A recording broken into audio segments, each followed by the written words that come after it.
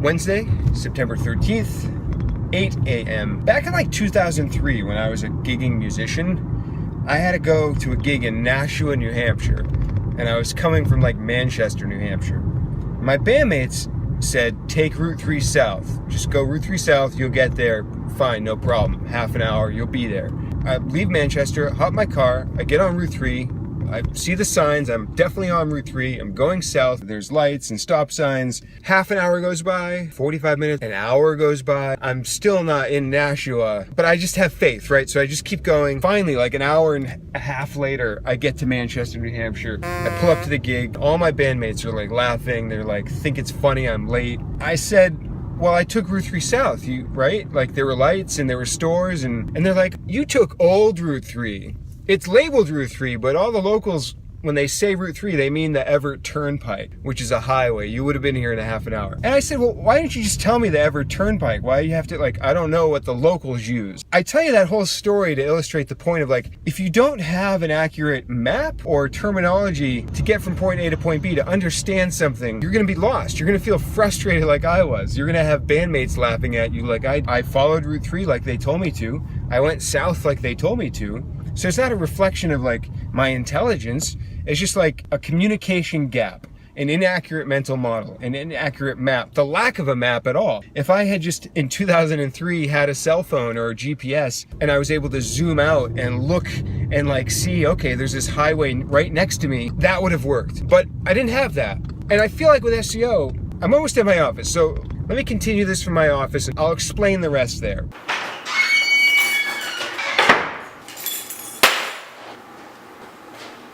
My frustration lies in the fact that we have this term SEO, but it doesn't describe what we do, where we do it, how we do it. Actually, I think it'd be better to show you something up here. Take the job title of content marketer. That gives you a pretty good idea. That gives you a pretty good idea of where the work is done. Content, it goes like on the website. Where the results happen. The output of the work is content. That's pretty straightforward. What's done? You get the idea. This job title, social media manager. Duh. Do the work in social media, in Facebook, in Pinterest. Where the results happen? Straightforward. What's done? You do things in social media platforms. This term is a noun that represents an actual thing that we can all understand. PPC specialist, pay per click. Pay per click. It literally tells you what you're doing. Now take SEO. Like, step back and think about these words. Search engine optimization. Search engine, the noun, that's not where we do our work. Sure, it's where results happen. I'll give you that. But it doesn't tell you what you do. You're not optimizing search engines. I mean, all of us in the industry now, we know we're using that as sort of, this isn't at all telling us how it's done. So my challenge and the aim for the rest of this video is to come up with, to have a better term here that can immediately tell you where the work's done, where the results happen, what's done, how it's done, in a way that these other job titles do. Even job titles like accountant tell you stuff. They account for things, right? So when we say search engine optimization, I don't know what mental image occurs to you in your mind, but for me, I picture literally what I see as the search engine. Go to google.com or you go on your phone. This is not where we do our work. It's not how we do it. This is not, what is the accurate picture of reality? Of where we do our work, how we do it, what we do. I think we can expand this part a little bit bigger. It fits into the web, the internet. Website, apps, smart objects, social media. This entire thing represents everything we can access and use online. This is still not everything though. Definitely not accounting for the actual search engine. Maybe down here, draw a little box, because I picture a search engine to be more like a box. And let's change this to SERP. The actual search engine, this is what crawls, indexes, stores data. That's a separate thing from what we see as the web. It definitely still feels like there's something missing. And that's actually all of this, the real world. Like this table and me in my office I'm in, and donuts. This here, this is actually an accurate map of reality. Now we have the whole picture. But it goes beyond that. You see, these things all talk to each other. In the real world, we put things on the web. You know, we make websites, update Facebook. I should say, by the way, that I imagine this to be more like, it's kind of like a second universe. Everything we put out there on the web is just a mirror of us here in the real world. And what does the search engine do? The search engine attempts to crawl and understand the web so then that we as humans can go find that. The digital footprint, the web, that actually influences back into the real world. Like, for example, you ever heard of that guy, the Humans in New York guy? He took photos and put them on the web, and then that turned out to be a book. This is where our devices sit. It's right in the middle. Our iPhones, our laptops, our smartwatches. The devices are our interface to the digital footprint. And by the way, this happens too. Every time we go to Google, let me put this celery down. Every time we go to Google and we search, every time we browse the web, we're giving data to the search engines. That's how they learn about what we want in the first place. Now, you can also argue that search engines can impact reality. For example, when elections happen, people are always questioning whether or not what ranks in Google is influencing how people vote.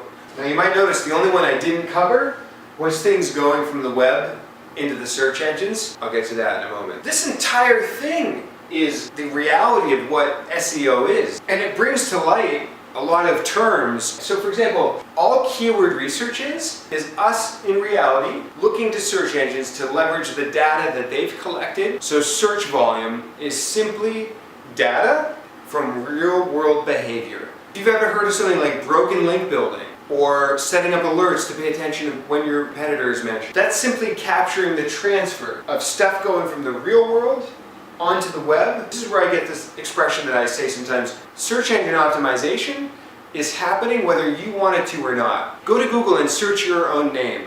You're going to find things that maybe you didn't expect. When we do things like crawl optimization or checking accessibility, we're making sure that the search engine can accurately and easily find the information that has been put on the web, whether we put it there on purpose or whether your client has maybe created a website and not done things correctly and like you have to go back and fix things, and you've probably been there before. It's like a super nightmare. That's what we call like accessibility and technical SEO. Now, the part of SEO where we're making sure we're mobile friendly, where maybe we're making sure we show up in snippets so we might be heard in a Google Home, which I have sitting down there below. That's why I pointed down there. That makes no sense to you. Why would that make sense? You can't see it. Anytime we optimize for devices, mobile, tablets, that's this part of SEO. We're like saying, okay, let's center in on the point where the devices are the gateway from us in the real world over here to the search engine. That thing that Will Reynolds calls RCS, real company. His entire thesis is do things here in the real world that a real company would do, because they're going to end up on the web. When you do a PR campaign, when you interact in communities, when you interact in social media, when you just build websites, all that ends up on the web.